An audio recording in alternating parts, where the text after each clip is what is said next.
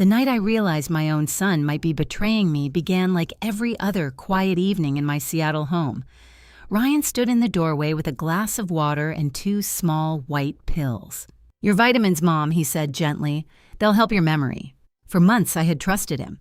I swallowed them every night without question. But lately something felt wrong. I had been forgetting things, falling asleep in the middle of the day, losing pieces of conversations I knew I had just had.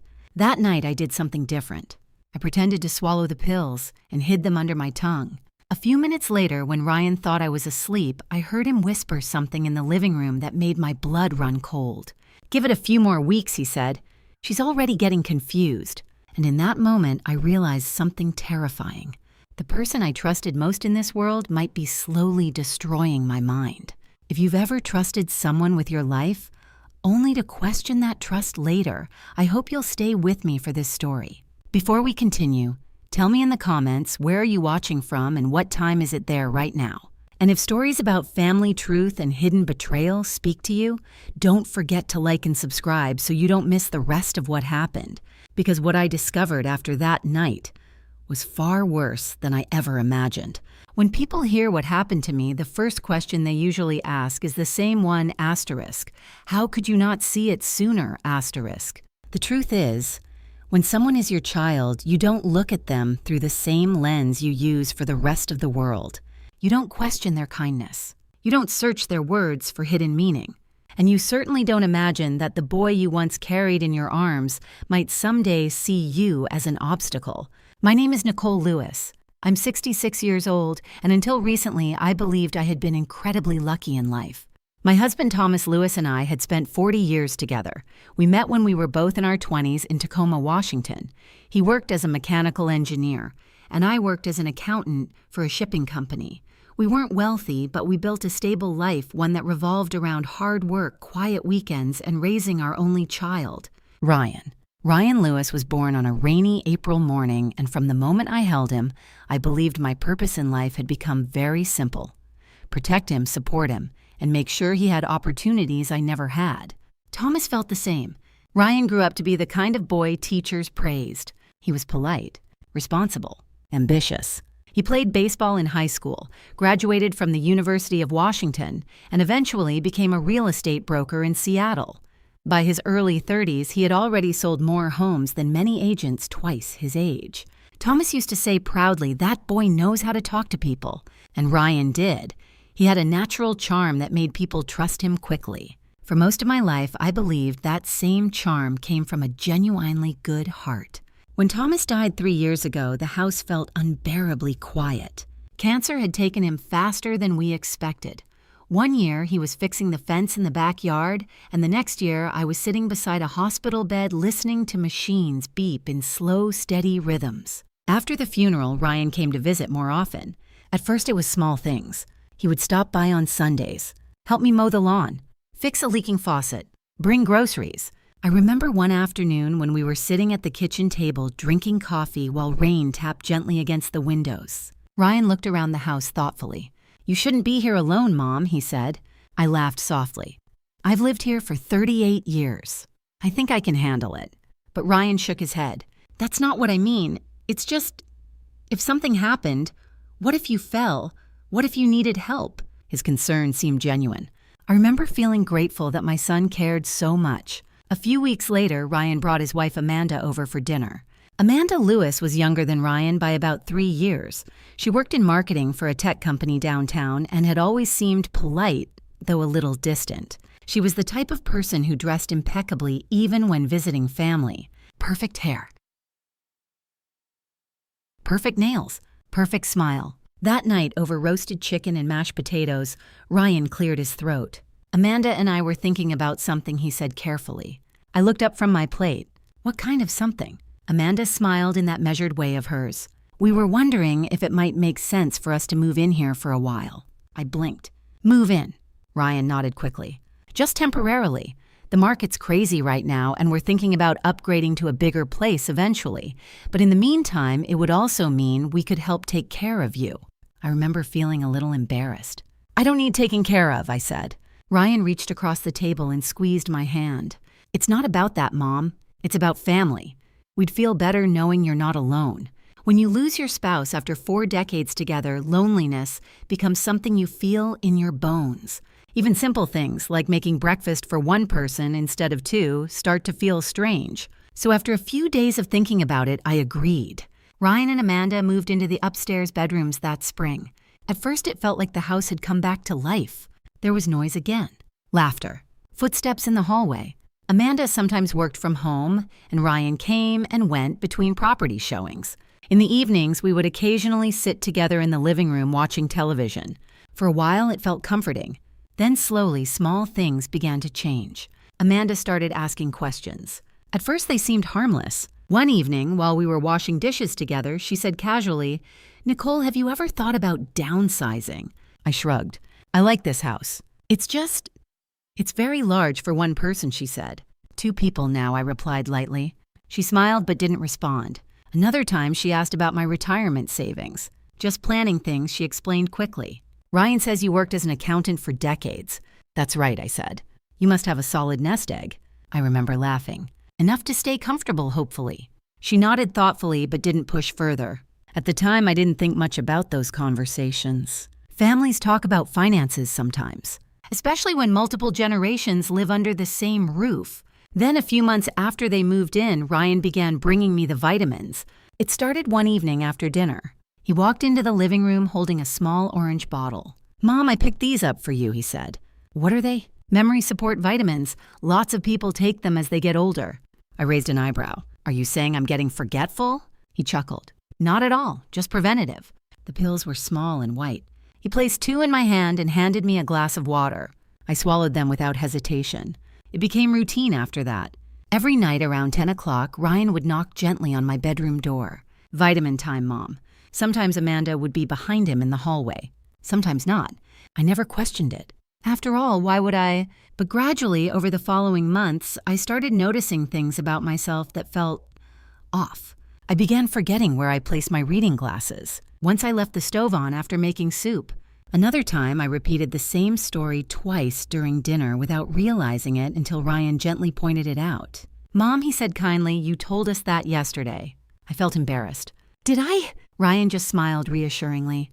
"It happens." Amanda began making small comments too. Nothing harsh. "Just observations.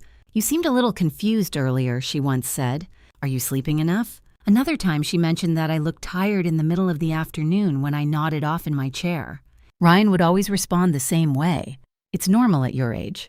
And slowly, so slowly, I barely noticed it, began to shape the way I saw myself.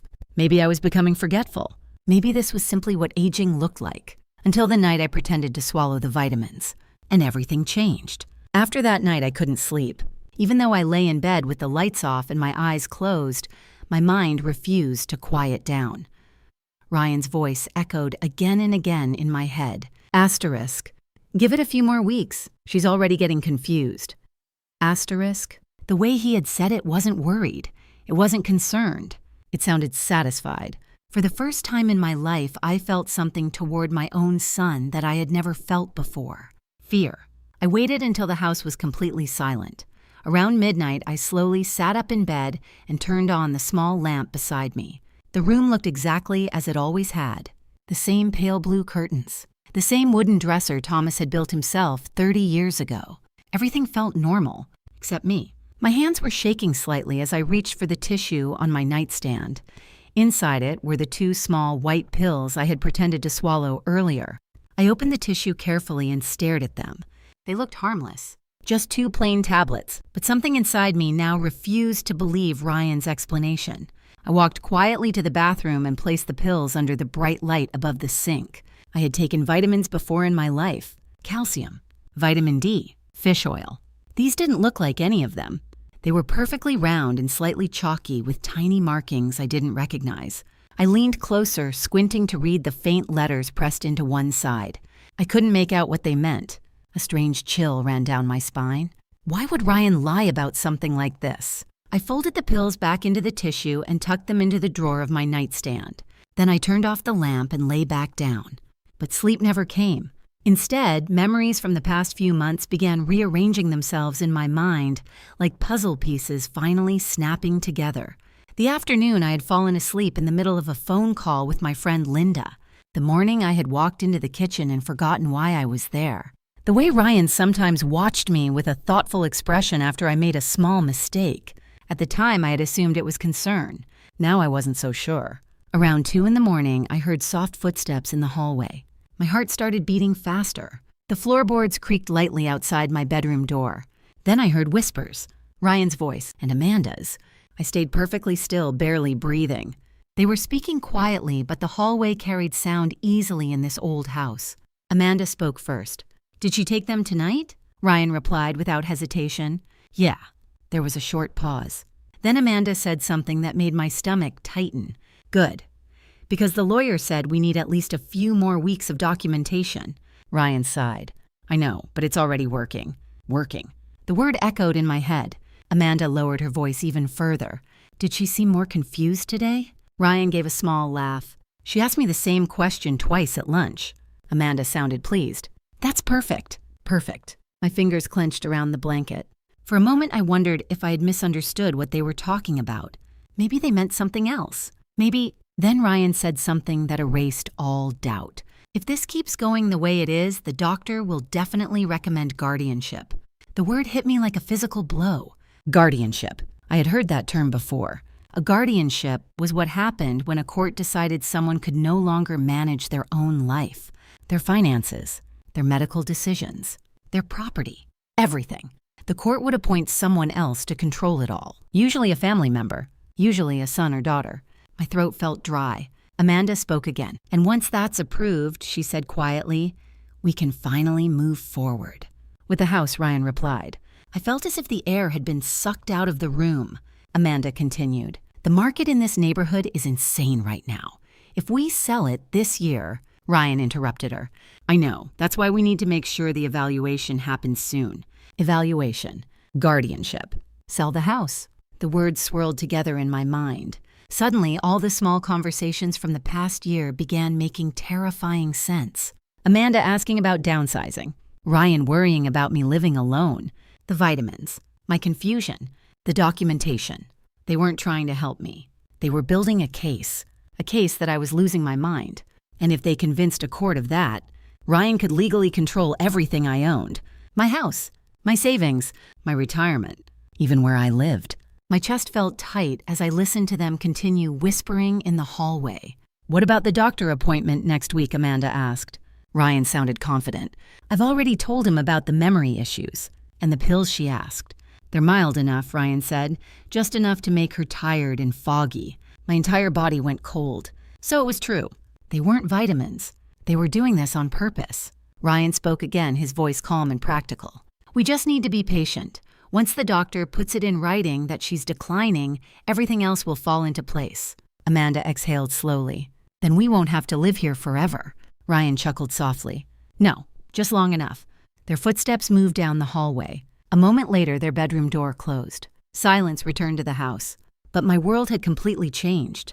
I lay there in the darkness, staring at the ceiling, feeling as though the ground beneath my life had cracked open. My son, the boy I had raised, the child whose fevers I had stayed up all night nursing, the young man whose college tuition Thomas and I had worked extra hours to afford. He was drugging me, not to help me, not to care for me, but to make me look mentally unstable, so he could take everything I owned. Tears burned in my eyes, but I refused to let them fall. Crying wouldn't help me now. What I needed was clarity and control. Slowly, another realization began forming in my mind. Ryan and Amanda believed their plan was working. They believed I was becoming confused. They believed I trusted them, which meant they had no idea I had overheard everything.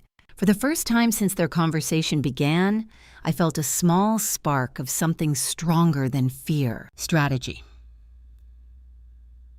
If they thought the pills were affecting me, then maybe I could use that. Maybe I could let them believe exactly what they wanted to believe. And while they were busy building their case against me, I could start building one against them. But first I needed to know exactly what those pills were. The next morning I woke up before sunrise. For years, my mornings had followed the same quiet rhythm. Coffee, a short walk around the neighborhood, reading the news at the kitchen table while sunlight slowly filled the room. But that morning felt different. The house felt different. Every sound, the hum of the refrigerator, the creak of the floorboards, the distant noise of a passing car seemed sharper, more dangerous. Because now I knew something I hadn't known before. The people sleeping upstairs were not protecting me. They were watching me. I sat at the edge of my bed for several minutes trying to slow my breathing. Panic would only make mistakes more likely, and mistakes were exactly what Ryan and Amanda were hoping for. They wanted me to appear confused, unstable, helpless. And the terrifying part was that until last night, I had started to believe it myself. I walked quietly to the bathroom and looked at my reflection in the mirror.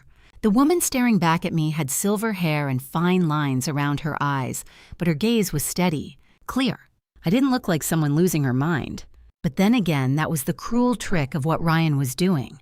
If someone takes a strong sedative every night, of course they will look forgetful the next day. Of course they will seem tired, foggy, distracted. Ryan had been manufacturing symptoms, and then pointing to those symptoms as proof that something was wrong with me. My hands clenched slightly around the edge of the sink. For a moment, anger surged through me so strongly that it made my chest tighten. But anger wouldn't help either. I needed to think. I walked back to my bedroom and opened the drawer of my nightstand. The tissue with the pills was still there. Carefully, I unfolded it. The 2 white tablets stared back at me. Small, ordinary, dangerous. If I confronted Ryan right now, he would deny everything. He would probably say I was confused again. He might even use that confrontation as proof that I was unstable. No, I needed evidence, and I needed information. That meant figuring out exactly what these pills were. Around 7 o'clock, I heard movement upstairs. Footsteps.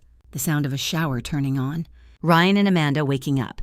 I quickly folded the pills back into the tissue and slipped them into the pocket of my robe. Then I went to the kitchen and started making coffee, forcing my hands to move slowly and normally. A few minutes later, Amanda walked in. Her hair was pulled back into a sleek ponytail and she was already dressed for work. She smiled politely when she saw me. "Good morning, Nicole." "Morning," I said, keeping my voice calm. She poured herself a cup of coffee and leaned against the counter. "How did you sleep?" The question sounded innocent, but now it felt like an inspection. I shrugged slightly. "Fine, I think." She studied my face for a moment. "You seemed a little tired yesterday evening." I forced a small laugh. "Well, I am 66. Amanda smiled faintly, but her eyes remained watchful. Ryan entered the kitchen a moment later, adjusting the sleeves of his dress shirt. "Morning, Mom." "Morning." He opened the cabinet, grabbed a mug, and poured coffee. For a moment, the 3 of us stood there in silence. I could feel Ryan occasionally glancing at me, observing, measuring, probably wondering if the pills had done their work. Finally, he spoke. "Did you remember to take your vitamins last night?" My heart skipped, but my face remained calm. "I think so," I said slowly. Ryan nodded. "Good. They take a little time to help, but they're good for memory."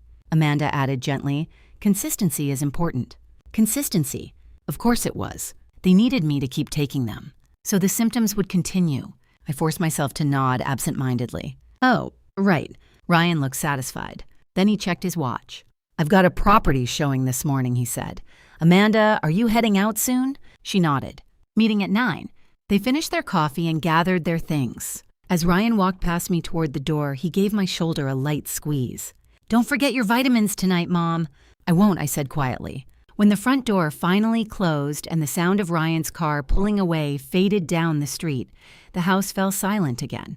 I waited another 5 minutes just to be sure. Then I grabbed my purse. Inside it, I placed the tissue containing the pills. My heart beat faster as I stepped outside. The cool Seattle air felt sharp and refreshing. For a moment, I simply stood there on the front porch, breathing deeply. I hadn't left the house alone much in recent months. Ryan had gradually taken over errands, groceries, appointments, little things that once belonged to my daily routine. At the time, I thought he was being helpful. Now I understood something else. The less independent I appeared, the easier their story would be. I walked to my car, slowly trying not to rush. The pharmacy I planned to visit was only 10 minutes away. It was a small neighborhood place I had gone to for years. The pharmacist there, a middle-aged man named Greg, had filled prescriptions for Thomas and me countless times. If anyone could help me identify the pills, it was him.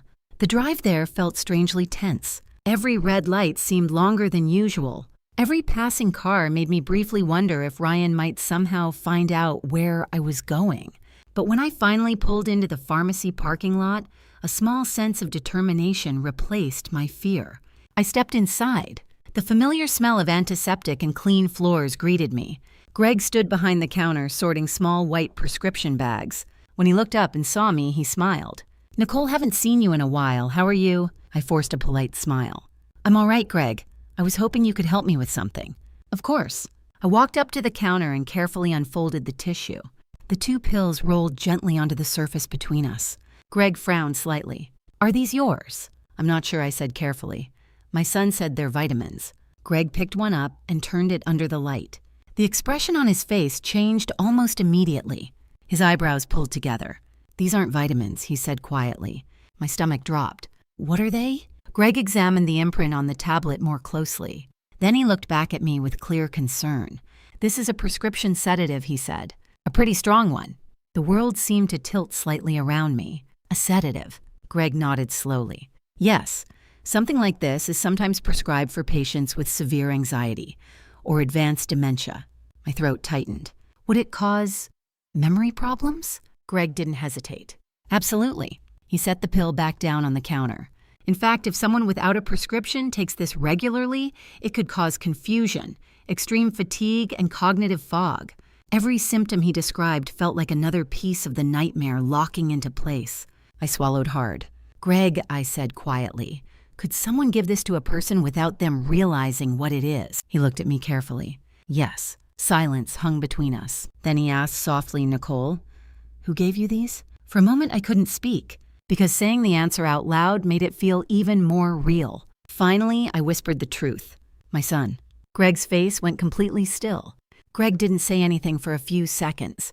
The pharmacy around us remained quiet, except for the faint humming of the refrigerators behind the counter.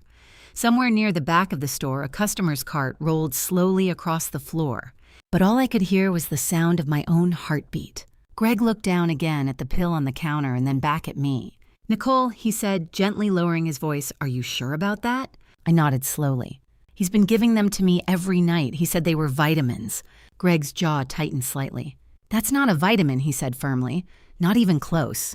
He picked up the tablet again and turned it under the light. The imprint on this pill identifies it as a prescription sedative, something doctors sometimes use for patients with severe agitation, anxiety disorders, or late-stage cognitive decline. I felt a cold heaviness settle in my chest. "So if someone took this regularly—" Greg didn't let me finish the sentence. "They'd feel very tired," he said, "foggy, possibly confused." He paused before adding, "In older adults, it can affect memory and coordination pretty strongly." Exactly the symptoms Ryan had been pointing out for months. I gripped the edge of the counter. "Could it make someone seem like they're losing their mind?" I asked quietly. Greg hesitated, clearly choosing his words carefully. "Yes," he said finally. "It could."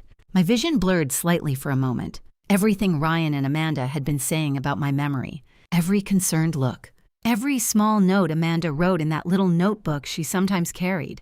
They hadn't been observations. They had been evidence. Evidence they were creating. Greg leaned forward slightly. "Nicole, did a doctor prescribe this for you?" "No." "And you never agreed to take it?" "No." His expression hardened. "That's a serious problem." For a moment, I thought he might reach for the phone and call someone right there. Maybe the police. Maybe a doctor. But that idea terrified me almost as much as what Ryan had done. If Ryan discovered I had gone to the pharmacy, he would know something had changed. And if he knew that he might become more careful. Or worse, he might try something stronger. I took a slow breath. "Greg," I said quietly, "I need you to keep this conversation between us." He studied my face. "Nicole, if someone is giving you medication without your consent—" "I know," I said softly. "And I promise I'm going to deal with it." He crossed his arms slightly. "Are you safe at home?" The question caught me off guard. I thought about Ryan squeezing my shoulder that morning, about Amanda smiling politely over coffee, about the quiet way they spoke about my life like it was a business transaction. "I think so," I said. Greg didn't look convinced. "You should talk to someone," he said. "A doctor or a lawyer." A lawyer. The word lingered in my mind. I hadn't even thought that far yet. Greg slid the pills back toward me. "If you want, I can print the medication information so you know exactly what it is." "Yes," I said quickly. A minute later, he returned with a small sheet of paper. The name of the drug was printed clearly across the top. Below it were side effects: drowsiness, Memory impairment? Cognitive slowing. Every word felt like confirmation of the nightmare I had uncovered. Greg pointed to the dosage section. "This is not something people should take daily without medical supervision," he said. "Especially not someone your age." I folded the paper carefully and placed it in my purse alongside the pills. "Thank you," I said. Greg still looked troubled. "Nicole, if you need help." "I will," I assured him. Then I turned and walked toward the door. The cool morning air outside felt sharper than before, but something inside me had shifted. Earlier that morning, I had been frightened, shaken. Now I felt something else. Clarity. Ryan and Amanda believed they were slowly turning me into a confused old woman. They believed they had time. That meant they weren't expecting resistance, and that was my only advantage. As I sat in my car in the pharmacy parking lot, I pulled the printed medication sheet out of my purse again. The name of the drug stared back at me. Strong sedative.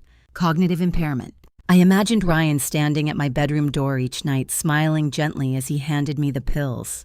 "Your vitamins, Mom."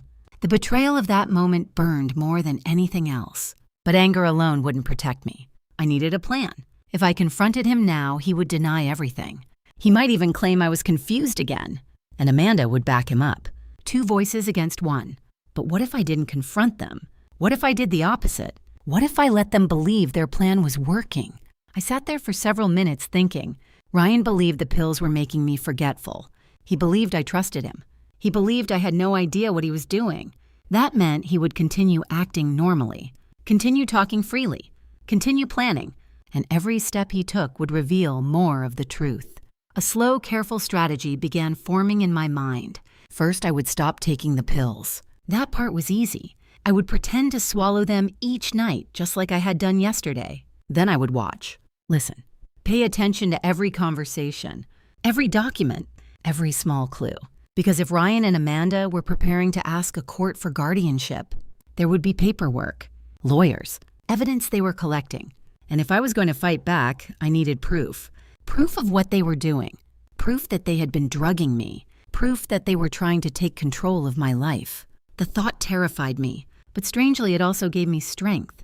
For the first time in months, I felt fully awake, fully aware.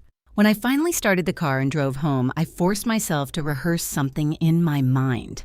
A performance. If Ryan believed I was becoming confused, then I would give him exactly what he expected to see. A forgetful old woman. Someone harmless. Someone he didn't need to worry about. But behind that act, I would be watching everything. And when the time came, I would make sure the truth came out, no matter how painful it might be, because Ryan Lewis believed he was slowly taking my life away from me. What he didn't know yet was that I had just taken it back. When I returned home that morning, the house looked exactly the same as it had when I left. The quiet blue siding. The small maple tree in the front yard Thomas had planted when Ryan was 10.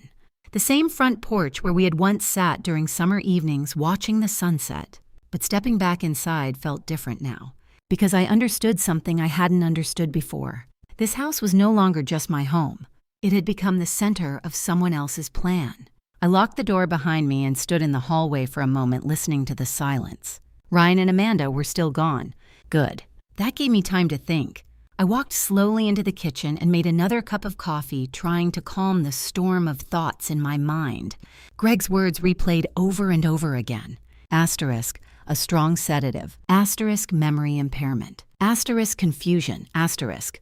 Ryan hadn't just been manipulating my situation. He had been manufacturing it. And if he had been doing this for months, how much damage had those pills already caused? The thought made my stomach tighten. But the worst part wasn't the medication. It was the intention behind it. Ryan and Amanda weren't trying to help me. They were trying to prove something about me, that I was no longer capable of managing my own life, that I needed someone to make decisions for me, someone like Ryan. I took a slow sip of coffee and stared out the kitchen window. Across the street, Mrs. Bennett was walking her dog like she did every morning. Normal life continued. Cars drove past. Birds chirped in the trees. No one in the neighborhood had any idea that the quiet house behind me was hiding something so ugly. I looked down at the folded medication sheet Greg had printed for me. The name of the drug still made my chest feel tight. If I was going to fight this, I needed to be careful. Ryan had clearly planned things step by step, which meant he probably believed he was in control. That belief was my only advantage. Around noon, I heard the front door open. Amanda's voice drifted into the hallway. "Nicole, are you home?"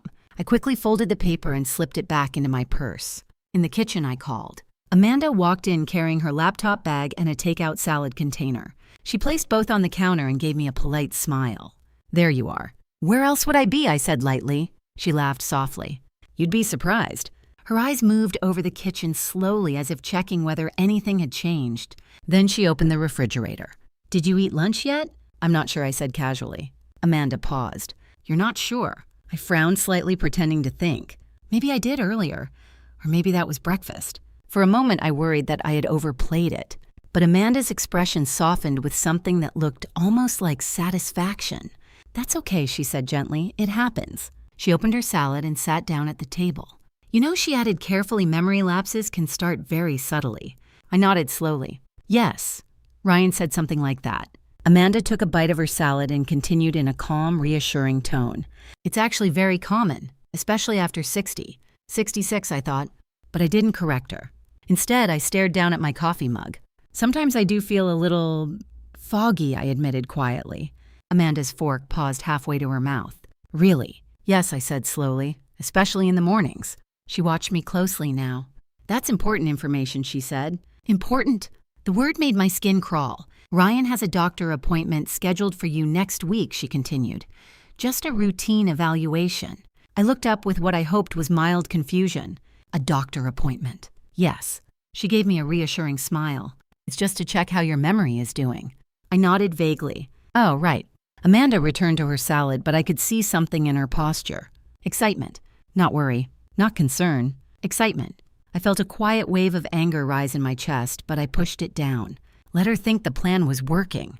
Let both of them believe I was exactly what they wanted me to be. That evening, Ryan returned home around 6. I was sitting in the living room pretending to watch television when he walked in. "Hey, Mom," he said. "Hi." He dropped his briefcase by the door and loosened his tie. "How was your day?" I shrugged. "I think I watered the plants." "You think?" I blinked slowly. "Or maybe I did that yesterday." Ryan chuckled lightly. "Well, the plants look happy." Amanda entered the room a moment later. "Nicole said she's been feeling foggy lately," she told him. Ryan looked at me quickly. "Really?" I nodded. "Just a little." For a moment, something like relief crossed his face. Then he masked it with concern. "That's exactly why those vitamins are important," he said gently. I forced a weak smile. "Yes, the vitamins." Dinner that night was quiet. Ryan talked about a house he had shown to potential buyers. Amanda discussed a marketing campaign at work. I nodded at appropriate moments, occasionally asking questions. And twice I deliberately repeated something they had already said. Each time, Ryan exchanged a quick glance with Amanda. Silent confirmation. They believed the pills were working. After dinner, Ryan helped clear the dishes. Then around 10 o'clock, he knocked on my bedroom door, just like he had every night for months. "Mom?" "Yes." He stepped inside holding the small orange bottle. The same bottle I had trusted for so long. Vitamin time. My heart beat faster, but my face remained calm. Ryan shook 2 pills into his palm and handed them to me along with a glass of water. "Here you go." I took them. For a moment, I looked at the small white tablets resting in my hand, the same pills Greg had identified that morning. Then I placed them in my mouth, took a sip of water, and pretended to swallow. Ryan watched carefully, just like he always did. "Good," he said with a satisfied nod. "Consistency is important." I smiled faintly. "Yes, consistency." A moment later, he turned and left the room. I waited until his footsteps disappeared down the hallway. Then I walked into the bathroom, leaned over the sink, and quietly spit the pills into my hand. My reflection stared back at me in the mirror. This time I didn't look confused. I looked determined, because Ryan believed he was slowly taking control of my life. What he didn't realize yet was that every night he handed me those pills, he was also handing me another opportunity, another piece of evidence, another chance to understand exactly how far he was willing to go. And the more I watched him, the more I realized something that made the situation even darker. Ryan and Amanda weren't just hoping the pills would make me look forgetful. They were already planning what would happen next. Over the next few days, I settled into a strange new routine. Every evening around 10 o'clock, Ryan would knock on my door with the same gentle voice. "Vitamin time, Mom." And every evening, I would repeat the same quiet performance. Take the pills. Pretend to swallow. Wait until he left. Spit them out. At first, my hands trembled slightly each time I did it. The idea of deceiving my own son felt unnatural, almost surreal. But the more I watched Ryan and Amanda, the easier it became, because the truth was becoming clearer every day. They were no longer hiding their plan as carefully as they thought. Ryan, for example, had started talking more openly about my memory problems. One afternoon, I overheard him on the phone in the kitchen. "I'm telling you," he said to someone, "she's been getting worse the last few months." He paused, listening. "No, the doctor appointment is next week. That should give us the official evaluation." Another pause. "Yeah, guardianship." The word sent a cold shiver down my spine again. Guardianship was no longer just a possibility. It was the direction they were actively moving toward. Later that same evening, Amanda joined me in the living room while Ryan was still out showing properties. She sat across from me with her laptop open, typing something quickly. I pretended to focus on the television, but after a few minutes I spoke. "Amanda," she looked up. "Yes. Did we have dinner already?" For a moment she studied me. "No, not yet." "Oh." I nodded slowly as if trying to process that information. "Right." She watched me for another moment before returning to her laptop. But I noticed something important. She didn't look worried. She looked encouraged. The more forgetful I appeared, the more confident she seemed to become. That realization made something inside me harden. These weren't people trying to help an aging parent. They were investors watching their strategy succeed. 2 days later, Ryan reminded me about the doctor appointment. "Don't forget," he said during breakfast, "your memory evaluation is Thursday morning." I frowned slightly. "Evaluation?" "Just a checkup," he said quickly. Amanda added from the kitchen. "It's routine." I nodded slowly. "Oh, right." Ryan seemed satisfied with that answer. But inside my mind was racing. This appointment was clearly important to them. If the doctor believed Ryan's story that I was confused, forgetful, unable to care for myself, it could become official medical documentation. Exactly the kind Amanda had mentioned to him in the hallway that night. Exactly the kind of record a court might use to approve guardianship, which meant the appointment wasn't just a doctor's visit. It was part of their evidence. Thursday arrived faster than I expected. Ryan drove me to the clinic himself. The building was modern and bright with large windows and clean white walls. As we sat in the waiting room, Ryan filled out paperwork at the reception desk. I watched him carefully. He seemed relaxed, confident, almost cheerful. Finally, a nurse called my name. "Nicole Lewis." Ryan stood up quickly. "That's us." The nurse led us down a quiet hallway into a small examination room. "Dr. Patel will be with you shortly," she said. Ryan sat in the chair beside the exam table while I sat on the edge of it. He gave me a reassuring smile. "Nothing to worry about, Mom." A few minutes later, the doctor entered. Dr. Patel was a man in his early 50s with kind eyes and a calm demeanor. He shook my hand. "Mrs. Lewis, nice to meet you." "Nice to meet you too," I said. He turned to Ryan. "And you must be the son." Ryan nodded. "Ryan Lewis." Dr. Patel sat down with a clipboard. "So Ryan mentioned some concerns about memory changes recently." I lowered my eyes slightly. "Sometimes I forget things," I said quietly. Ryan leaned forward. "It's been happening more often lately," he added. Dr. Patel looked at me thoughtfully. "Can you give me an example?" Ryan answered before I could. "She repeats questions. Sometimes she forgets conversations we had earlier the same day." Dr. Patel raised a hand gently. "I'd like to hear from Mrs. Lewis directly." Ryan leaned back. "Of course." The doctor turned back to me. "Nicole, how do you feel your memory has been?" This was the moment I had been preparing for. If I acted completely normal, Ryan might become suspicious. But if I acted too confused, the doctor might believe his story. I needed to walk a very careful line. "I sometimes lose track of things," I said slowly. Dr. Patel nodded. "That can happen for many reasons. Stress, sleep problems, medications." The word medications made my chest tighten. Ryan spoke again. "She's been taking memory support vitamins I bought her." Dr. Patel looked at him briefly. "Supplements can help sometimes, but they're not always necessary." He turned back to me. "I'm going to ask you a few simple questions, Nicole." I nodded. He began with basic ones. "What year is it?" 2026. "What city are we in?" "Seattle." "Can you remember 3 words for me? Apple train, blue?" I repeated them back. He asked me to count backward from 100 by sevens. I did it slowly but correctly. Ryan shifted slightly in his chair. Dr. Patel asked a few more questions. Then he looked at his notes. "Ryan, you mentioned episodes of confusion." Ryan nodded. "Yes, she sometimes forgets meals or repeats stories." Dr. Patel looked thoughtful. "Nicole, Do you feel capable of managing your finances and daily life? I hesitated briefly, just enough to make Ryan lean forward. I think so, I said. Dr. Patel studied my face carefully. Then he wrote something on his clipboard. Ryan spoke again. Doctor, do you think she might be developing early dementia? Dr. Patel didn't answer immediately. Instead, he looked at me again. Nicole, are you currently taking any prescription medications? My heart pounded. For a split second, I considered telling him everything right there. The pills, the sedatives, Ryan's plan. But if I did that now, without evidence, Ryan would immediately know I had discovered the truth. And that would destroy the advantage I had been carefully building. So I shook my head. No prescriptions. Dr. Patel nodded slowly. Based on this brief evaluation, I don't see clear signs of severe cognitive impairment. Ryan blinked. But the confusion could have many explanations, the doctor interrupted calmly. Stress, fatigue, even normal aging. Ryan's posture stiffened slightly. Dr. Patel continued writing. I'd like to schedule a follow-up evaluation in a few months. But right now, I don't see enough evidence to diagnose dementia. Ryan forced a polite smile.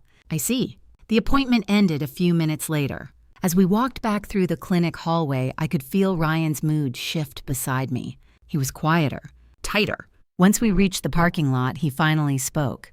Well, he said, unlocking the car that didn't go exactly the way I expected. I tilted my head slightly. What do you mean? Ryan hesitated. Nothing. Just the doctor wants more observation. I nodded slowly. Oh. But inside, something had become very clear. Ryan had expected the doctor to confirm his story.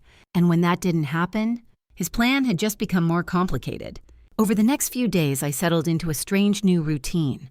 Every evening around 10 o'clock, Ryan would knock on my door with the same gentle voice. Vitamin time, Mom. And every evening, I would repeat the same quiet performance. Take the pills. Pretend to swallow. Wait until he left. Spit them out. At first, my hands trembled slightly each time I did it. The idea of deceiving my own son felt unnatural, almost surreal. But the more I watched Ryan and Amanda, the easier it became, because the truth was becoming clearer every day. They were no longer hiding their plan as carefully as they thought. Ryan, for example, had started talking more openly about my memory problems. One afternoon, I overheard him on the phone in the kitchen. I'm telling you, he said to someone she's been getting worse the last few months. He paused, listening. No. The doctor appointment is next week. That should give us the official evaluation. Another pause. Yeah, guardianship. The word sent a cold shiver down my spine again. Guardianship was no longer just a possibility. It was the direction they were actively moving toward.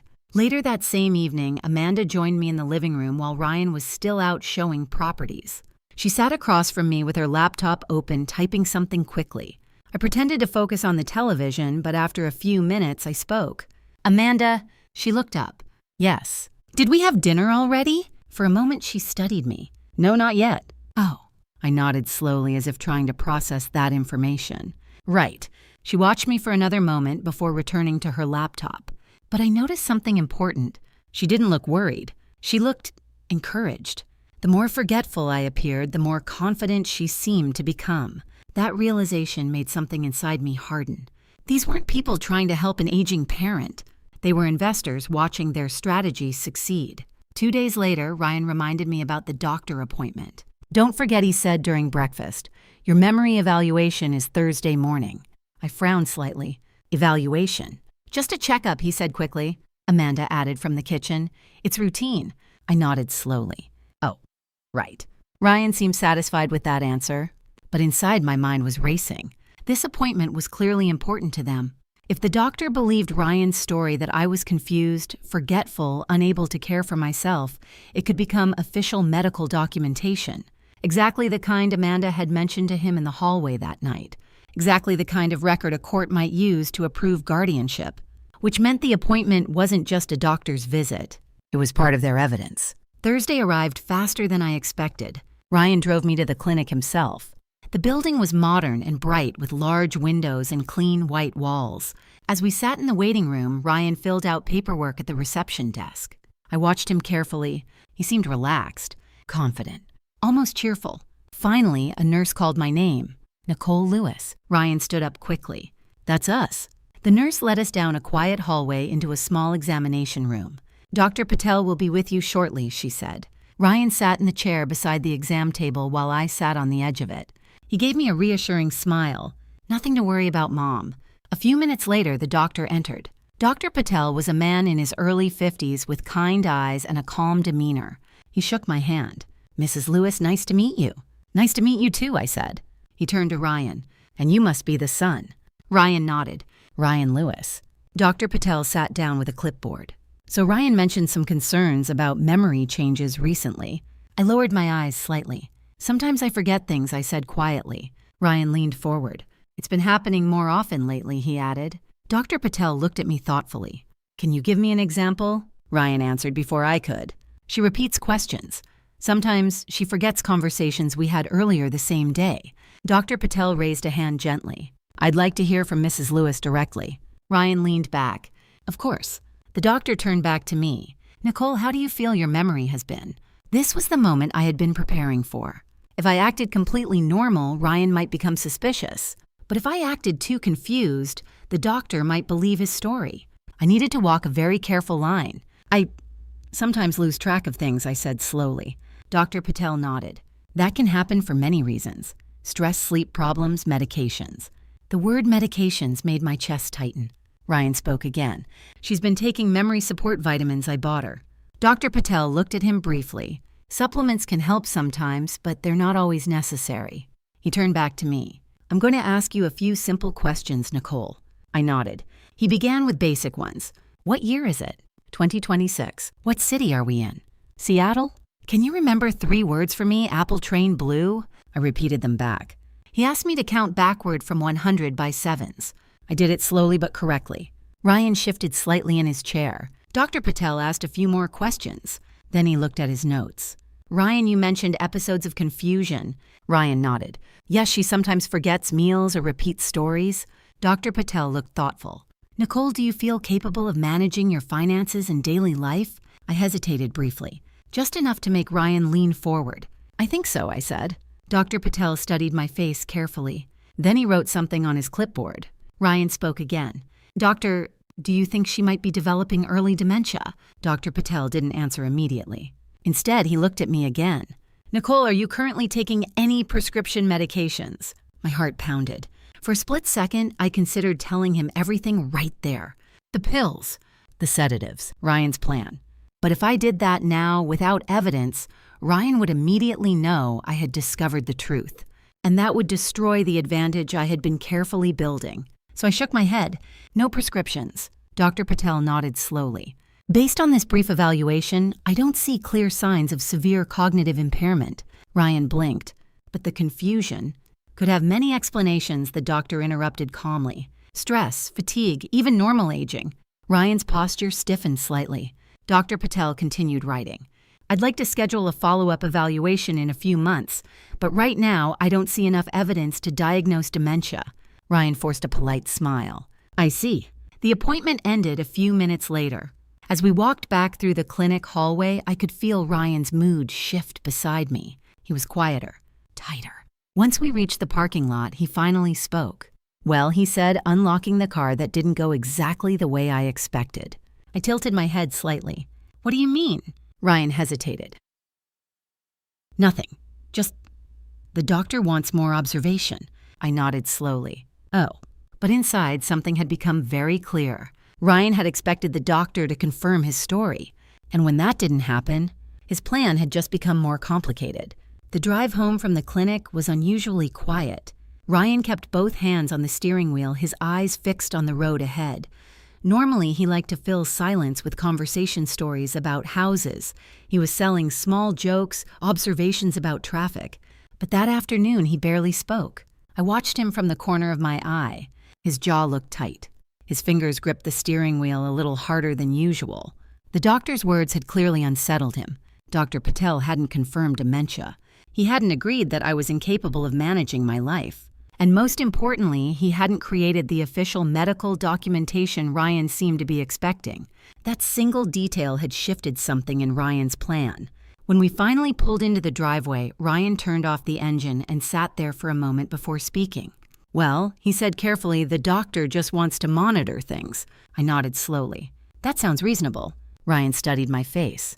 "You don't seem worried." I gave a small shrug. Should I be? He hesitated.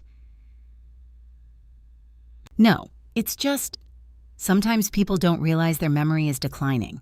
There it was again. The narrative he was trying to build. I lowered my eyes slightly, playing the part. Maybe you're right. Ryan seemed satisfied with that response. Let's just keep an eye on things, he said. We got out of the car and walked inside. Amanda was already home, sitting at the dining table with her laptop open. She looked up as soon as we entered. Well, she asked. Ryan dropped his keys on the counter. The doctor wants to observe for a while. Amanda's smile faded slightly. What does that mean? He said there's no clear sign of dementia yet, Ryan replied. Amanda's expression tightened. Yet, Ryan nodded. He wants a follow-up evaluation in a few months. Amanda leaned back in her chair, clearly disappointed. That's not what we needed. For a moment, they seemed to forget I was standing in the room. Ryan ran a hand through his hair. It's fine, we just need more documentation. Amanda glanced toward me quickly before lowering her voice. But the lawyer said medical confirmation would make the guardianship petition much easier. Ryan sighed. I know. I slowly walked toward the kitchen as if the conversation no longer concerned me.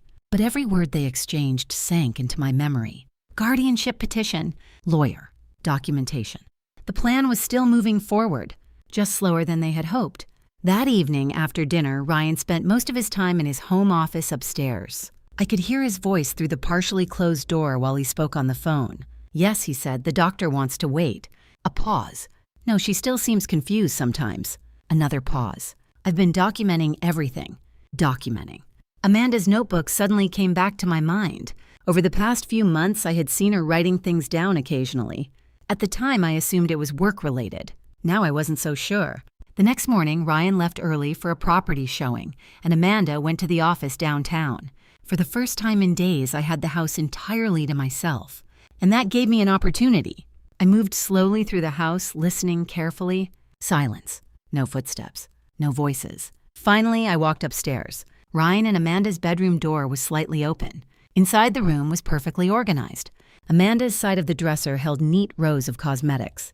Ryan's desk sat near the window overlooking the street. I hesitated for a moment. Going through their things felt like crossing a line. But then I remembered the pills, the lies, the quiet way they had spoken about selling my home. My hesitation disappeared. I stepped inside. Ryan's desk drawer opened easily. Inside were several folders and stacks of printed papers. Most of them were property listings, real estate contracts, nothing unusual. But when I opened the second drawer, I found something different. A thin blue folder labeled *** Lewis Property. Documents ***. My heart began beating faster. I opened it carefully. Inside were printed emails, real estate market evaluations, and one document that made my hands freeze, a property valuation report for my house. The address was printed clearly across the top. Below it, the estimated market value was listed, $780,000. I stared at the number. When Thomas and I bought this house decades ago, it had cost less than $100,000. Seattle's housing market had exploded since then. Apparently, Ryan knew exactly how valuable it had become. But what frightened me more was the document clipped behind the valuation report. A draft listing agreement, prepared but not yet signed. The seller's name section was blank, but the property description was unmistakable. My house. Ryan had already begun preparing to sell it. My hands trembled slightly as I placed the papers back into the folder. Then I noticed something else in the drawer. A small notebook. Amanda's. The same one I had seen her writing in. I opened it slowly. The first page contained a list of dates. Each date was followed by short notes. Nicole repeated breakfast question twice. Nicole forgot where keys were. Nicole asked same story again during dinner. My chest tightened. They weren't just observing my behavior. They were recording it, building a timeline. Page after page contained similar entries, evidence they could show a lawyer or a judge. Near the back of the notebook, I saw another entry written just 2 days earlier. Nicole appeared disoriented this morning, asked if she had already eaten lunch. That had been the moment I intentionally pretended to forget. Amanda had written it down immediately. I flipped another page. The final note made my stomach drop. After doctor evaluation, Ryan says we still need stronger documentation for guardianship petition. Stronger documentation. My mind raced.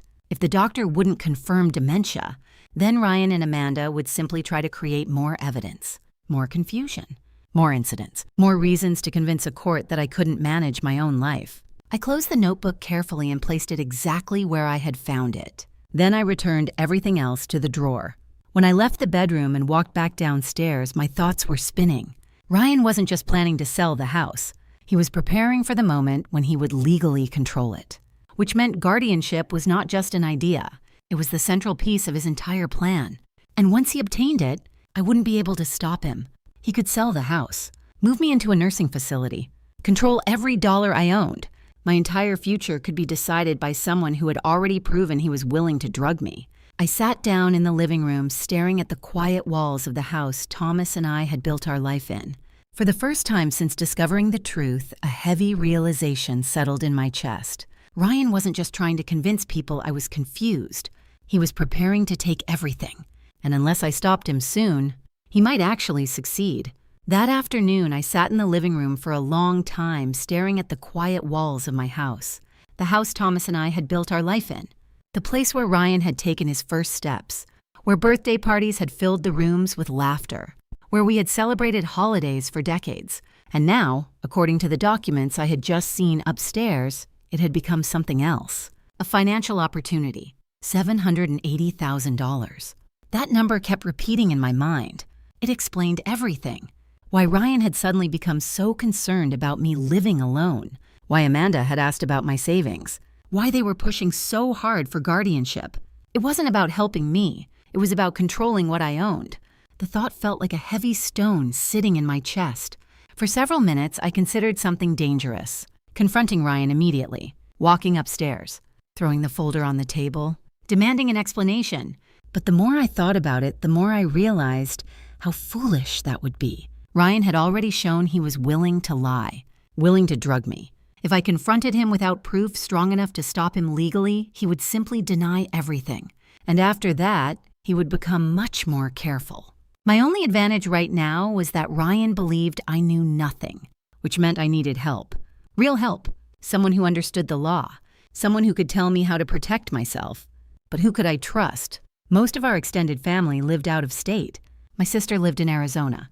Thomas's brother lived in Texas. They were far away and unfamiliar with what was happening here. Then suddenly one name came to mind, Emily Carter. Emily was my niece, my older sister's daughter. She lived about 30 minutes away in Bellevue and worked as a *** paralegal, ** at a law firm. Emily had always been sharp, observant. Even as a child, she had the habit of noticing things other people missed. And more importantly, she understood legal processes. If anyone could help me understand what Ryan was trying to do, it would be her. I picked up my phone and stared at her contact information for a moment. Part of me still hesitated. Calling Emily would mean admitting something I never imagined I would say out loud. That my own son was trying to take control of my life. But the situation had already gone too far for silence. I pressed the call button. The phone rang twice before Emily answered. Aunt Nicole. Her voice sounded cheerful and surprised. Hi, Emily. Well, this is a nice surprise, she said. Everything okay? For a moment, I didn't know how to begin. I need to ask you something, I said carefully. Her tone shifted immediately. What's wrong? Do you have time to talk today? Of course. Maybe in person. There was a short pause. Are you safe? She asked. The question startled me. Yes, I said quickly. I just need advice. Okay, Emily said. I can meet you this afternoon. We agreed to meet at a small coffee shop halfway between our homes. When I hung up the phone, I felt a strange mixture of relief and anxiety. For the first time since discovering Ryan's plan, I wasn't completely alone. 2 hours later, I sat across from Emily at a corner table in the cafe. She arrived wearing a dark blazer and carrying a leather briefcase. Her brown hair was tied back in a neat ponytail, and her expression was already serious before I even spoke. What's going on? She asked. I took a deep breath. Emily, I think Ryan is trying to convince people I'm losing my mind. Her eyebrows lifted slightly. What do you mean? And then I told her everything. The vitamins. The conversation I overheard in the hallway. The pharmacy visit with Greg. The sedative pills. The doctor appointment. Amanda's notebook. Ryan's property documents. The planned guardianship. Emily didn't interrupt me once. She simply listened.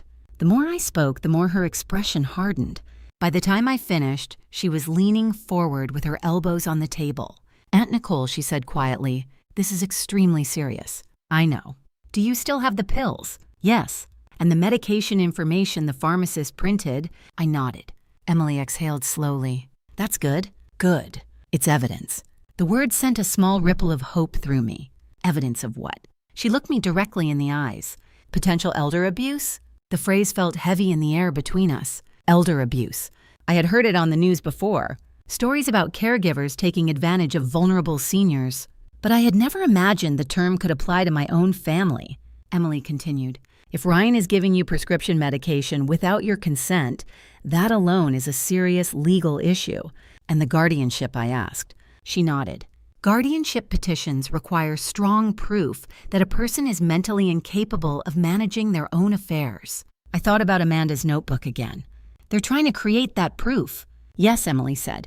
And the fact that they're documenting your behavior suggests they're already preparing for court. My stomach tightened. Could they succeed? Emily hesitated.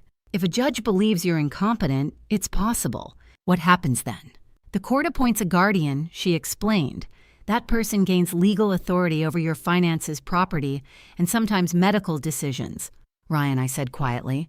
Emily nodded. Yes, most likely. The thought made my hands feel cold. And if that happens, she continued, you would lose control over your own assets, including the house, everything Ryan had been working toward. Emily leaned back slightly. But right now, they don't have enough. Because of the doctor appointment. That helped, she said, but we need stronger protection. She smiled faintly. You didn't think I was going to let you handle this alone, did you? For the first time in days, I felt something inside my chest loosen. What should I do, I asked. Emily thought for a moment. First, keep pretending you don't know anything. I've been doing that. Good. Second, we need documentation. What kind? Recordings, she said. Recordings. If Ryan and Amanda are openly discussing their plan, capturing those conversations could become powerful evidence. I considered that. I might be able to do that. Emily nodded. And third? She paused. We should involve a lawyer. A lawyer. Yes. Someone who specializes in elder law and guardianship cases. Do you know anyone? Emily smiled slightly. I work for one. That sentence felt like a small lifeline. What's his name? David Kaplan, she said. Is he good? Emily laughed quietly. He's the best attorney in our firm when it comes to guardianship disputes. I felt my shoulders relax a little. So what happens next? Emily looked thoughtful. Right now we gather evidence. She reached into her purse and pulled out a small device, a digital voice recorder. Start carrying this, she said. If they talk about their plan again, capture it. I took the recorder carefully. It felt small, but suddenly it also felt powerful. Because Ryan believed he was slowly building a case against me. What he didn't realize was that I had just begun building one against him. When I returned home from meeting Emily, the small voice recorder sat quietly inside my purse. It felt heavier than it actually was. Not because of its size, but because of what it represented. For months, Ryan and Amanda had been quietly gathering evidence against me.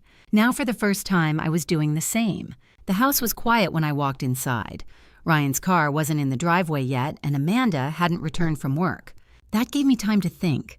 I walked slowly into the living room and sat in the same armchair where I had spent so many evenings, pretending to watch television while secretly studying their behavior. The recorder felt unfamiliar in my hand. Emily had shown me how it worked. One button, she said, slide it forward and it starts recording. Simple.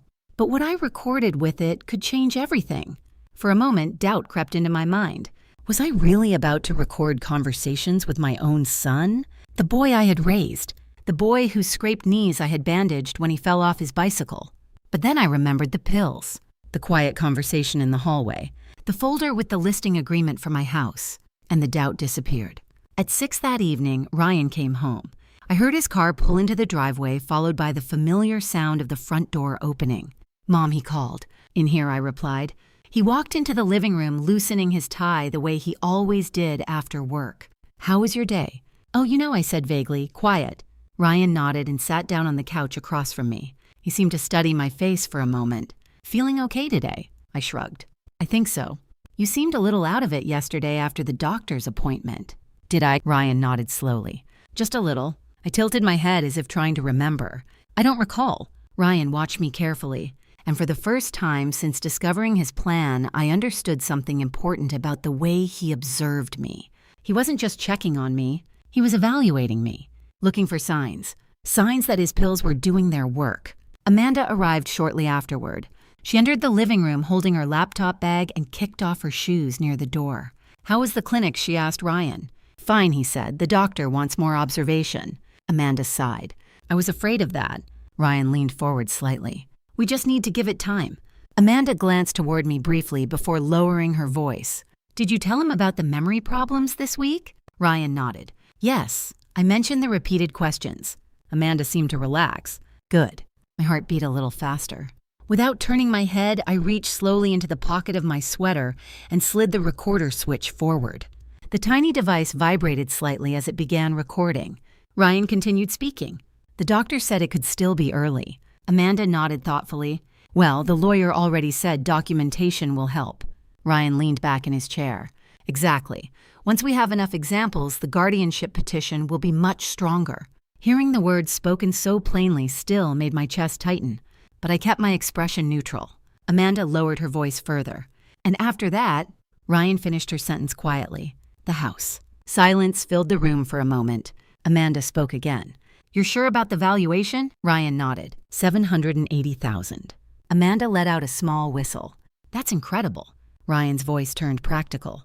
"If we sell within the year, the market is still strong." "And your mom," Amanda asked. Ryan shrugged. "Once the guardianship is approved, we'll move her somewhere comfortable." Somewhere comfortable. The way he said it made it sound like he was discussing furniture placement. Amanda nodded slowly. An assisted living facility would make sense. Ryan agreed.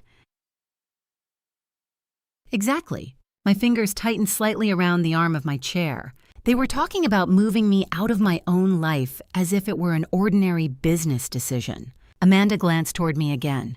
"Do you think she suspects anything?" Ryan looked at me briefly. "No." He sounded completely confident. "She barely remembers conversations from earlier in the day." Amanda smiled faintly. "Those pills are really working then?" Ryan nodded. "Just enough." Amanda leaned back. "Good. Because if she suddenly became suspicious, everything would get complicated." Ryan chuckled softly. "She won't." Hearing that certainty in his voice did something strange to me. For a moment, I didn't feel angry. I felt calm, because the more confident Ryan became, the more freely he spoke. And every word he spoke was now being recorded. The conversation shifted a few minutes later when Amanda stood up. "I'm starving," she said. "What do you want for dinner?" Ryan stood too. "Anything easy." They moved into the kitchen, continuing their discussion about groceries and weekend plans. I sat quietly in the living room for several more minutes. Then I reached into my pocket and slid the recorder switch back. The device stopped recording with a soft click. My hands trembled slightly as I held it, because inside that small piece of plastic was the first real proof of what Ryan and Amanda were doing. Their voices, their plan, their own words. For the first time since discovering the truth, I felt something close to relief. They had underestimated me, and because of that mistake, they had just given me exactly what Emily said we needed: evidence. Later that night, when Ryan brought me the pills again, the routine continued exactly as before. Vitamin time, Mom. I took them, pretended to swallow, watched him leave, then spit them quietly into my hand. But this time, something was different. I no longer felt like a victim hiding from danger. I felt like someone preparing for a battle, because Ryan believed he was slowly building a case against me. What he didn't know was that I had just recorded the first piece of the truth that could destroy his entire plan, and I had a feeling it wouldn't be the last. The next morning, I woke up feeling strangely calm. For weeks, maybe even months, I had been drifting through my own life in a fog created by someone else's intentions. But now, the fog had lifted. I knew what Ryan and Amanda were doing, and more importantly, I knew how they were doing it. The pills, the notes, the conversations. And now, for the first time, I had something they didn't know about: the recording. I sat at the kitchen table with my coffee and listened to the birds outside the window while replaying the previous evening in my mind. Ryan's voice, Amanda's quiet agreement, their casual discussion about selling the house, about moving me somewhere comfortable. The memory of those words still hurt, but the pain was slowly transforming into something else: determination. Around 8 o'clock, Ryan came downstairs already dressed for work. "Morning, Mom," he said. "Morning." He poured himself coffee and glanced at me. "You sleep okay?" "I think so," I said slowly. Ryan nodded. "Good." Amanda joined us a few minutes later, holding her phone and scrolling through emails. Neither of them seemed suspicious. Neither of them had any idea that their private conversation from the night before was now saved on a small device hidden in my purse. Ryan finished his coffee quickly. "I've got a meeting with the lawyer this afternoon," he said casually. My heart skipped a beat, but I kept my face neutral.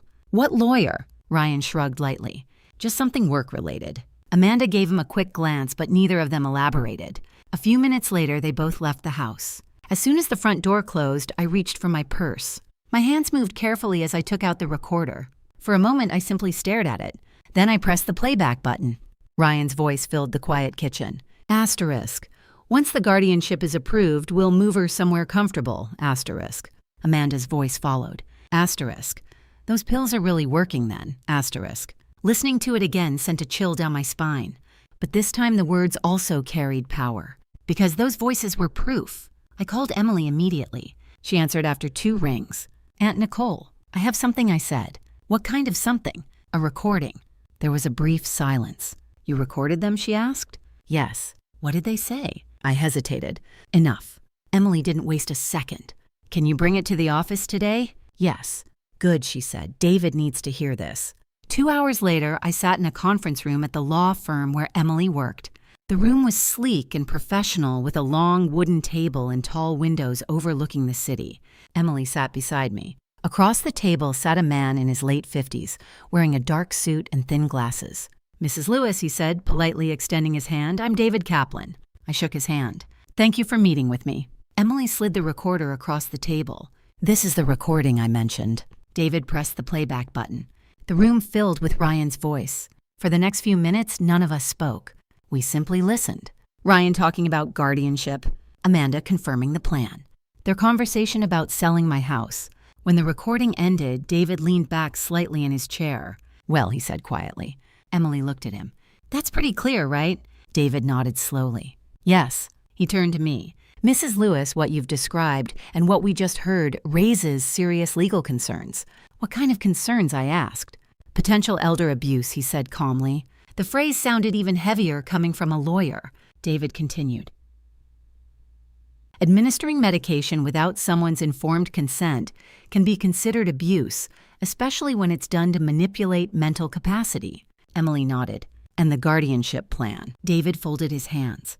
"That recording strongly suggests they're intentionally trying to create the appearance that you're mentally incompetent, so they can control my property," I said. "Yes." A quiet anger flickered in his eyes. "I've handled cases like this before," he added. "Unfortunately, it's not uncommon." Hearing that was strangely unsettling. "You mean families do this often?" "Sometimes," he said carefully. "But in your case, we now have something extremely valuable." "The recording," Emily said. David nodded. "Yes." He tapped the recorder lightly. "This demonstrates intent." "Intent?" I asked. "Yes," he explained. "It shows they are deliberately planning to pursue guardianship and control your assets." I thought about Ryan's meeting with the lawyer that afternoon. He said he was meeting a lawyer today, I told them.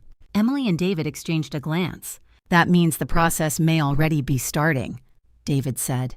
"What should I do?" I asked. David leaned forward. "First, continue exactly as you have been, pretending I don't know anything." "Yes." "Second, continue documenting everything." Emily nodded. More recordings would help. "And third," David said, "we prepare for the possibility that Ryan will file a guardianship petition." "What happens if he does?" David's voice remained calm. "We challenge it." "How?" "With evidence." He gestured toward the recorder. "Evidence like this." For the first time since this nightmare began, I felt a small sense of control. Not safety. Not yet. But control. David continued explaining the process. If Ryan files a guardianship petition, the court will schedule a hearing. And then, both sides present evidence. I thought about Amanda's notebook again. They've been documenting my behavior. David nodded. And we will present proof that those behaviors were artificially created. "The pills," Emily said. "Yes," David confirmed. "And the recordings." I exhaled slowly. "So this isn't over." "No," David said. "But you now have a strong defense." Emily smiled slightly. "And Ryan has no idea." That part felt almost surreal. Ryan believed he was slowly tightening control over my life. But in reality, the truth was beginning to gather against him. And when the time came to reveal it, everything he had been planning might collapse. 2 weeks later, Ryan filed the guardianship petition. I didn't learn about it from him. I learned about it from a certified letter delivered to my front door on a quiet Tuesday afternoon. The envelope was thick, official-looking, and stamped with the seal of the county court. For a moment, I simply stared at it. Even though David had warned me this might happen, holding that envelope in my hands made everything suddenly real. Ryan wasn't just planning to take control of my life.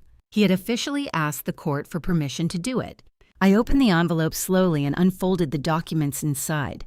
The legal language was cold and formal. Asterisk, asterisk. Petition for guardianship of Nicole Lewis. Asterisk, asterisk.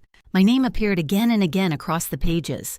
According to the petition, Ryan Lewis, my son, was requesting to be appointed my legal guardian. The reason listed was simple. Asterisk, asterisk, cognitive decline and inability to manage personal and financial affairs. Asterisk, asterisk. Attached to the petition were several supporting statements. Ryan's description of my memory problems, examples of confusion, repeated questions, forgotten tasks. Every single one of those incidents came directly from Amanda's notebook. Reading it felt surreal. Moments I had intentionally staged to fool them had now been turned into official accusations about my mental health. If I hadn't known the truth, the story would have sounded convincing. But the most unsettling part of the document wasn't the accusations. It was the request at the end. Ryan was asking the court to grant him authority over my finances, my property, my medical decisions, my residence. In other words, my entire life. I folded the papers carefully and placed them back in the envelope. Then I called David. It happened, I said, when he answered. Ryan filed the petition. Yes. David's voice remained calm. Good. I blinked. Good. Yes, he said, because now we can respond. Within a few hours, Emily and I were sitting in David's office again, the guardianship petition spread across the desk between us. David adjusted his glasses as he reviewed the documents. They're presenting the exact narrative we expected, he said. Emily pointed to one page. These examples are all from Amanda's notes. David nodded. Yes. He looked up at me.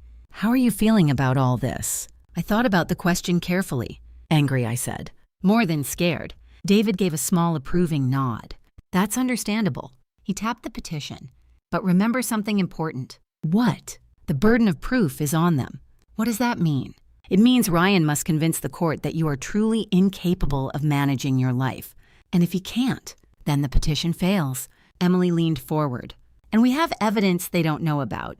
David nodded again. Yes. He pulled a folder from his desk. Inside were printed transcripts of the recording I had made. Ryan's voice. Amanda's voice. Their plan. If they pushed this case to court, David said this evidence could completely change the outcome. The court hearing was scheduled 3 weeks later. 3 weeks. That meant I had to continue pretending everything was normal while Ryan prepared his case against me. Those 3 weeks felt longer than the previous 3 months combined. Ryan and Amanda behaved exactly as they always had. Ryan continued bringing the pills every night. Amanda continued writing in her notebook. And every so often, Ryan would casually ask questions designed to make me appear forgetful. Did you remember to pay the electricity bill, Mom? Do you recall what day it is? Did you already eat lunch? Each time I played the role they expected. Confused. Uncertain. Harmless. Meanwhile, the recorder in my pocket captured more conversations, more pieces of their plan, more evidence. Finally, the day of the hearing arrived. The courtroom felt colder than I expected. The walls were tall and formal, lined with dark wood panels. A judge's bench stood at the front of the room, elevated above the rest of us. Ryan sat at one table with Amanda and his lawyer. I sat at the opposite table with David and Emily. Ryan glanced toward me briefly. His expression was calm, confident. He believed this was the final step in his plan. The judge entered the room a few minutes later and everyone stood. After the brief opening formalities, Ryan's lawyer began presenting their case. He spoke calmly and professionally. Your Honor, Mr. Ryan Lewis is deeply concerned about the well-being of his mother, Nicole Lewis. Ryan nodded solemnly beside him. The lawyer continued. Over the past several months, Mrs. Lewis has demonstrated significant cognitive decline. He handed the judge a stack of documents. These are documented examples of confusion, repeated questions, and memory lapses. Amanda's notebook. Ryan's statements. The narrative they had carefully constructed. For several minutes, the lawyer described me as if I were someone fragile and lost, someone who needed protection, someone who could no longer manage her own life. Ryan even took the stand briefly. His performance was impressive.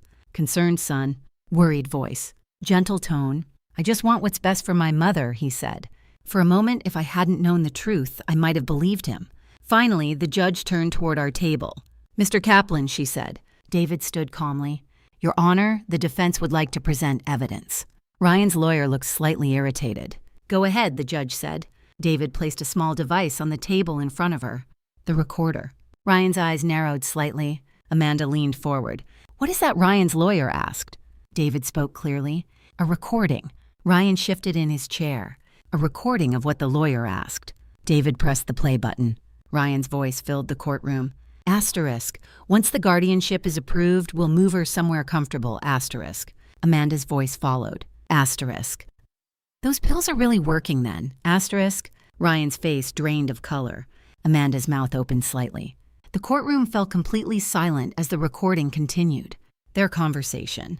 Their plan. Their own words describing exactly what they intended to do. When the recording ended, no one spoke for several seconds. The judge looked slowly from the recorder to Ryan. Mr. Lewis, she said calmly, would you like to explain what we just heard? Ryan didn't answer. Because for the first time since this nightmare began, his carefully constructed story had started to collapse. The silence in the courtroom felt heavier than anything I had experienced in my entire life. Ryan sat frozen at the table across from me. The confident expression he had worn just minutes earlier was gone. In its place was something I had never seen on his face before: fear. Amanda looked even worse. Her hands were gripping the edge of the table so tightly that her knuckles had turned pale. The judge leaned back slightly in her chair, her expression unreadable. Mr. Lewis, she said again, calmly, I asked you a question. Ryan cleared his throat. I don't know what that recording is supposed to prove. His lawyer immediately leaned forward. Your Honor, he said quickly, we object to the use of this recording. We have not verified its authenticity. David didn't seem the least bit concerned. Your Honor, he replied calmly, we are prepared to provide the original device metadata and witness testimony confirming the recording. He gestured toward me. Mrs. Lewis recorded that conversation inside her own home. The judge nodded slowly. Objection noted, she said to Ryan's lawyer, but overruled for the moment. Ryan's lawyer leaned back, clearly frustrated. The judge turned her attention back to Ryan. Mr. Lewis, the voices on that recording sound very much like yours and your wife's. Ryan shifted in his chair. They might be taken out of context. The judge raised an eyebrow. Out of context? Ryan swallowed. We were just discussing possible future care options for my mother. Amanda nodded quickly. Yes, that's all it was. The judge tapped her pen lightly against the desk. Future care options that include administering medication without her knowledge. Ryan's lawyer quickly stood again. Your Honor, there has been no proof that any medication was administered improperly. David calmly opened a folder. Actually, there is. He placed several documents on the judge's desk. These are pharmacy records and medication identification documents confirming the pills Mrs. Lewis was being given were prescription sedatives. Ryan's head snapped toward me. For a brief moment, the mask he had been wearing cracked completely. Shock. Pure stunned shock. He hadn't expected that. The judge examined the documents carefully. Mr. Lewis, she said slowly, were you providing your mother with prescription sedatives? Ryan looked toward his lawyer. The lawyer whispered something to him. Ryan cleared his throat again. They were mild sleep aids. David spoke calmly. Your Honor, the medication in question is not an over-the-counter sleep aid. It is a prescription sedative commonly used for severe agitation and dementia patients. The judge looked back at Ryan. Did your mother have a prescription for this medication? Ryan hesitated. No. Amanda suddenly leaned forward. It wasn't dangerous, she said quickly. We were just trying to help her rest. The judge's gaze hardened slightly. You were administering prescription medication to someone without their consent. The courtroom fell silent again. Ryan's lawyer tried to recover. Your Honor, the intent here was clearly to care for Mrs. Lewis. My client was concerned about her mental state. David stepped forward again. Your Honor, if I may. The judge nodded. David turned slightly toward the courtroom. The guardianship petition claims Mrs. Lewis is incapable of managing her affairs due to cognitive decline. He paused. But the evidence we have presented shows that decline was artificially created. He gestured toward the medication documents. Mrs. Lewis was unknowingly given sedatives. Then toward the transcript. and her son openly discussed using those pills to support a guardianship petition. Ryan's lawyer shook his head. That interpretation is speculative. David smiled slightly. Then perhaps the court would like to hear the rest of the recordings. Ryan's head jerked up. Rest, he said. David looked directly at him. Yes. Amanda's face went pale. The judge folded her hands. You have additional recordings? Yes, Your Honor. Play them. David pressed another button on the recorder. Ryan's voice filled the courtroom again. Asterisk. The doctor just needs to see more confusion. Once we have enough examples, the guardianship petition will be much stronger. Asterisk. Amanda's voice followed. Asterisk. Those pills are really working then. Asterisk. The judge's expression did not change, but the tension in the room shifted dramatically. Ryan's lawyer closed his eyes briefly. Amanda stared at the table. Ryan looked as though someone had pulled the floor out from under him.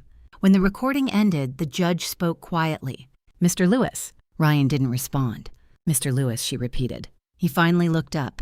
Yes. The judge's voice remained calm, but there was steel behind it now. The evidence presented raises extremely serious concerns. Ryan said nothing. Administering medication without consent, manipulating perceived cognitive decline, and filing a guardianship petition based on that manipulation could constitute elder abuse and fraud upon the court. The words landed like a hammer. Amanda's shoulders slumped. Ryan's lawyer stood again. Your Honor, we request a brief recess. The judge considered that for a moment. Denied. She turned back to Ryan. This court takes guardianship petitions very seriously. Ryan stared at the table. The purpose of guardianship law is to protect vulnerable individuals, not to allow family members to take control of assets. The judge glanced at the documents again. In light of the evidence presented today, the petition for guardianship is denied. Ryan closed his eyes. Amanda looked as if she might start crying. But the judge wasn't finished. She continued speaking. Furthermore, I am referring this matter to the district attorney's office for review of potential elder abuse charges. Ryan's lawyer immediately stood. Your Honor. The judge raised a hand. This hearing is concluded? She struck the gavel. The sharp sound echoed through the courtroom. Just like that, Ryan's plan, months of manipulation, deception, and careful planning had collapsed in less than an hour. As people began standing and gathering their things, Ryan slowly turned toward me. For the first time in my life, I saw my son not as the child I had raised, but as a man whose choices had finally caught up with him. The courthouse hallway felt strangely quiet after the tension of the courtroom. People walked past us carrying folders and briefcases, speaking in low voices about cases that had nothing to do with mine. But for me, the world felt as though it had slowed down. Ryan stood a few feet away near the wall, staring at the floor. Amanda stood beside him with her arms folded tightly across her chest. Her usual polished confidence had disappeared completely. For the first time since this began, they looked uncertain, small, human. David gathered the documents from our table and slipped them back into his leather briefcase. Well, he said calmly, that went about as well as it could have. Emily gave me a quiet smile. You did great in there. I nodded slowly, but my attention was still fixed on Ryan. For several seconds, neither of us moved. Then he walked toward me. Amanda followed behind him, her heels clicking softly against the marble floor. Ryan stopped about 3 feet in front of me. For a moment, he didn't say anything. The boy I had raised stood there in silence, looking older than he had ever looked before. Finally, he spoke. Mom. His voice sounded rough. I waited. I didn't think it would go this far, he said. The words felt almost surreal. You didn't think drugging me would go this far? I asked quietly. Ryan winced. That's not what I meant. Then what did you mean? He rubbed the back of his neck. I just needed money. The simplicity of the explanation stunned me. You needed money, I repeated. Ryan nodded. The real estate market slowed down this year. I had some investments that didn't work out. And that made it okay to poison your mother. Ryan's face tightened. They weren't poison. I felt a bitter laugh rise in my chest. You gave me prescription sedatives every night. They were mild, he said quickly. Amanda finally spoke. We weren't trying to hurt you. I looked at her. You were trying to convince a court I had dementia. Amanda opened her mouth, then closed it again. Ryan sighed. The house is worth almost $800,000, he said quietly. The blunt honesty of that statement took my breath away. So that's what I'm worth now, I asked. Ryan didn't answer. Emily stepped slightly closer to me, but she didn't interrupt. Ryan looked at the floor again. I thought, If we got guardianship, we could sell the house and move you somewhere nice. A nursing home. Assisted living, Amanda corrected weakly. I shook my head slowly. You were going to take my home. Ryan finally looked up at me. We would have taken care of you. The words sounded almost desperate. Taken care of me, I repeated. Yes, with money that belonged to me. Ryan didn't respond. For a moment, none of us spoke. The hallway buzzed quietly around us. Finally, I said the words that had been building in my chest for weeks. You betrayed me. Ryan's shoulders dropped. I know. You lied to me. I know. You drugged me. I said I'm sorry. The apology sounded small, fragile, like something that had come too late. I studied his face carefully. For a moment, I searched for the boy I remembered. The little boy who used to run into my arms after school. The teenager who once stayed up all night helping his father repair the fence in our backyard. But that boy wasn't standing in front of me anymore. Instead, there was a man who had looked at his mother and seen an opportunity. Ryan, I said quietly. Yes, I forgive you. His head lifted quickly. You do? Yes. Relief flashed across his face. But before he could speak again, I continued. But forgiveness doesn't mean things go back to the way they were. The relief disappeared. What do you mean? I mean, you and Amanda are not coming back to my house. Ryan blinked. What? You need to move out. Amanda looked shocked. You're kicking us out. Yes. Ryan took a step forward. Mom, wait. No, I said calmly. You wanted control over my life. That's not. And now you've lost the privilege of being part of it. Ryan's face went pale. Where are we supposed to go? Amanda stared at me in disbelief. You're serious? Yes. Ryan looked like he was searching for words that wouldn't come. I said I was sorry. And I said I forgive you, I replied. But trust is different from forgiveness. The hallway fell silent again. Ryan's voice dropped to almost a whisper. You're really doing this? Yes. He stared at me for several seconds. Then something in his expression hardened. Fine, he said quietly. Amanda grabbed his arm. Ryan. But he pulled away. Let's go. They turned and walked down the hallway together. Neither of them looked back. I watched them disappear around the corner. And for a moment, an unexpected wave of sadness washed over me. Not because of what had happened in court, but because somewhere along the way I had lost my son. Emily touched my arm gently. You okay? I nodded slowly. I think so. David closed his briefcase. You did the right thing. I looked down the empty hallway where Ryan had disappeared. For 66 years, I had believed that family meant unconditional trust. But sometimes the hardest lesson in life is realizing that trust must also have boundaries. And sometimes those boundaries must be drawn by the very person who was betrayed. 3 months after the court hearing, the house finally became quiet again. Not the heavy, uneasy quiet that had filled the rooms while Ryan and Amanda were living there, but a different kind of silence. A peaceful one. The kind of quiet that lets you breathe. Ryan and Amanda moved out 2 days after the hearing. They packed their things quickly, avoiding long conversations. Amanda barely looked at me during those final hours, and Ryan seemed determined not to meet my eyes. The only thing he said before leaving was simple. I'll come back for the rest of my things later. But he never did. A moving company arrived a week afterward to collect the boxes he had left in the garage. And just like that, the house was mine again. For the first few days, I walked from room to room slowly, almost as if I were rediscovering a place I had forgotten. The living room. The kitchen. The hallway where Ryan had once measured his height against the wall as a child. Memories lived in every corner. Some of them were warm. Others hurt. But for the first time in months, none of those memories were being manipulated by someone else's plan.